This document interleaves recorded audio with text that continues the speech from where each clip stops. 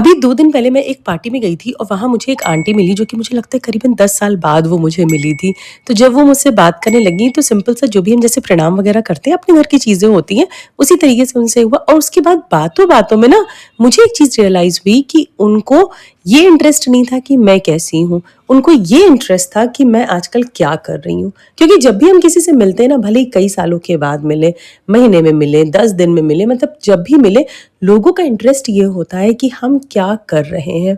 तो आज मैं आपके साथ इसी चीज़ पे बात करना चाह रही थी क्योंकि ऐसा मुझे ना कमेंट्स भी आए थे कि किस तरीके से हम अपना प्रोक्रास्टिनेशन हटाएँ, किस तरीके से हम सिर्फ़ अपने बारे में सोचें, किस तरीके से हम अगर करियर में बढ़ना चाहते हैं तो क्या करें।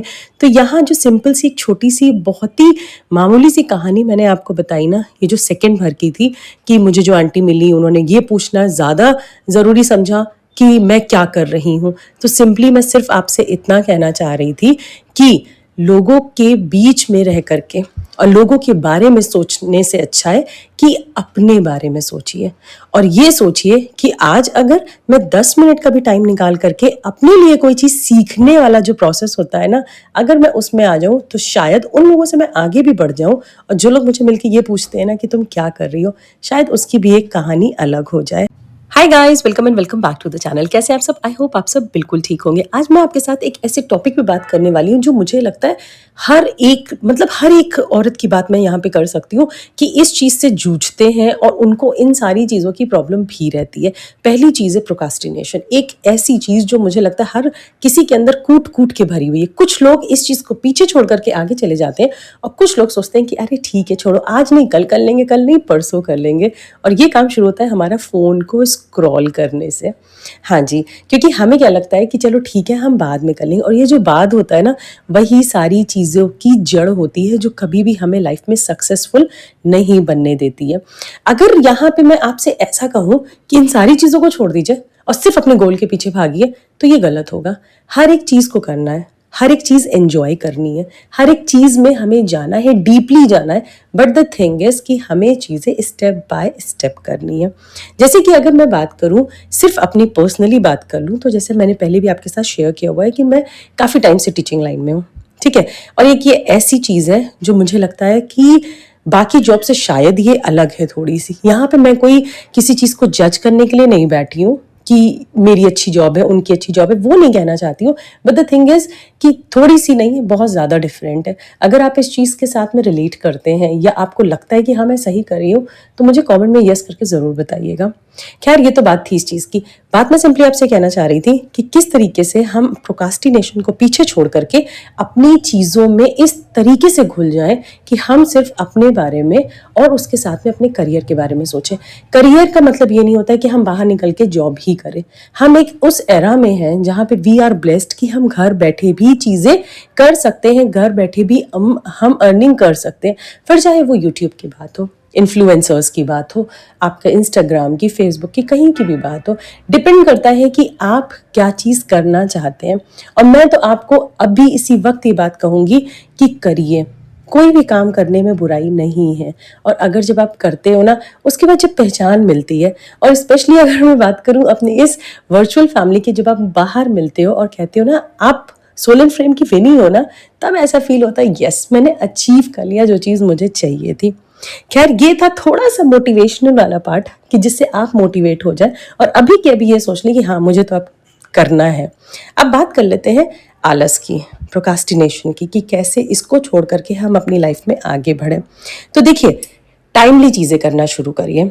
टाइमली इन द सेंस, हर एक चीज़ का टारगेट बना लीजिए। आपकी स्पीड आप जानते हो, मैं नहीं जानती हूँ, ठीक है। अपनी स्पीड के अकॉर्डिंग आपको पता है कि ये जो किचन का काम है, अगर सिर्फ क्लीनिंग की बात करें तो ये मैं आराम से 1 घंटे में ख़त्म कर लूँगी, ठीक है। तो आप 1 घंटे में करिए। जिस हिसाब से किचन है, जिस हिसाब से आप फैमिली में जिसमें रहते हो, आपको लगता है 30 मिनट्स में कंप्लीट होगी, वेल एंड गुड, 30 मिनट्स में कंप्लीट कर लीजिए। तो सिंपली ये कहना चाहती हूँ मैं, जो भी काम कर रहे हैं ना उसका एक टारगेट बना लीजिए। कसम मत खाइए कि ये काम मुझे इतनी देर में ही करना है। जैसे स्टार्टिंग से अगर हम शुरू कर रहे हैं कोई काम तो थोड़ा-सा टाइम लग सकता है, फिर करते-करते उस चीज़ की हैबिट हो जाती है और फिर वही 1 घंटे का काम कब आप 15 मिनट में कर लेते हैं, नहीं पता चलता है। तो इसीलिए मेरा क्या है ना कि मैं टारगेट लेके चलती हूँ, अच्छा ठीक है ये काम मुझे करना है, मैं ये जानती हूँ अपनी स्पीड के अकॉर्डिंग मैं 30 मिनट्स में कर लूँगी तो मैं वो ख़त्म कर देती हूँ। इस तरीके से अगर हम इनको ब्लॉक्स में थोड़े-थोड़े से बाँट लेते हैं ना, तो हमारा काम भी हो जाता है। दूसरी चीज़ एक ये करनी है हमें कि जो फ्री टाइम जब मिलता है ना, हम मोबाइल स्क्रॉल करने लगते हैं। सुबह उठे, आँख खुली, मोबाइल स्क्रॉल, बीच में 10 मिनट का टाइम मिला, मोबाइल स्क्रॉल, बिल्कुल नहीं।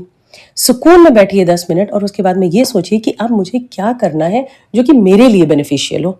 ऐसा ना हो कि उसको बैठ करके हम सिर्फ अपना स्क्रॉल कर रहे हैं मोबाइल और अपना टाइम वेस्ट कर रहे हैं।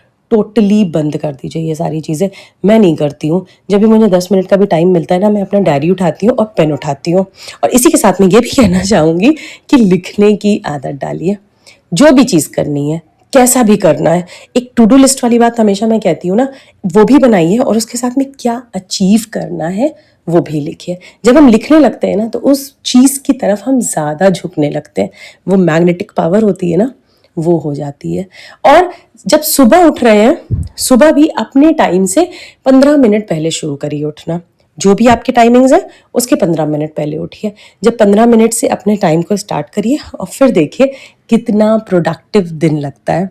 और फिर जब हम चीज़ें करना चाहेंगे, अचीव करना चाहेंगे ना, तो चीज़ें ईजिली हो जाती हैं और पता भी नहीं चलता है।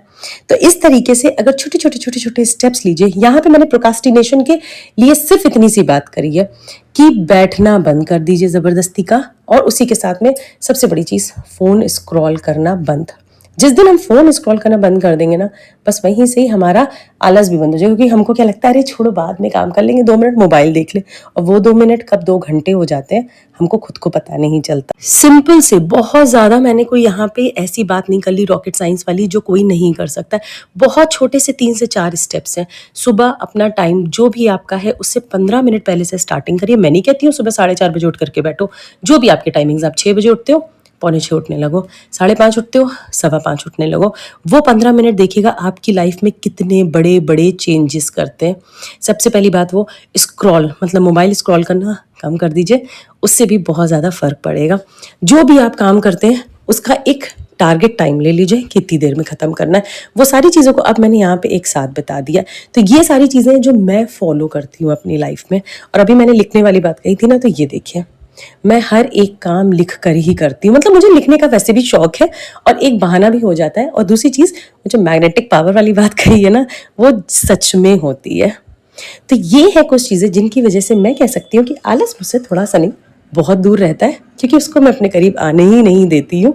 और मैं सारी चीज़ों को अब जा कर के ईजिली, अब नहीं कह सकती, पहले से ही ईजिली मैनेज कर लेती हूँ। तो कोई रॉकेट साइंस नहीं है। थोड़ा सा अपनी लाइफ में चेंजेस लाइए, दूसरों के बारे में सोचना बंद कर दीजिए और सिर्फ इन 3 चीज़ों से ही स्टार्ट करिए और फिर देखिए कि प्रोक्रास्टिनेशन कितनी दूर चला जाता है, आपके पास भी नहीं भटकेगा। तो ये हैं कुछ चीज़ें जो मुझे लगता है हर किसी की लाइफ में होना बहुत ज़रूरी है। फिर चाहे वो होम मेकर्स हो, वो हमारी कोई भी वर्किंग हो, कोई भी हो, ये मैटर नहीं करता है कि ये किसके लिए है, ये किसको करना ज़रूरी है, ये हम सबको करना ज़रूरी है। तो ये थी कुछ छोटे से लेकिन बहुत इम्पॉर्टेंट पार्ट हमारी लाइफ के। So that's it for today's video. इनको ज़रूर आप करिएगा और चैनल पर है नए तो कर लीजिएगा इस चैनल को सब्सक्राइब।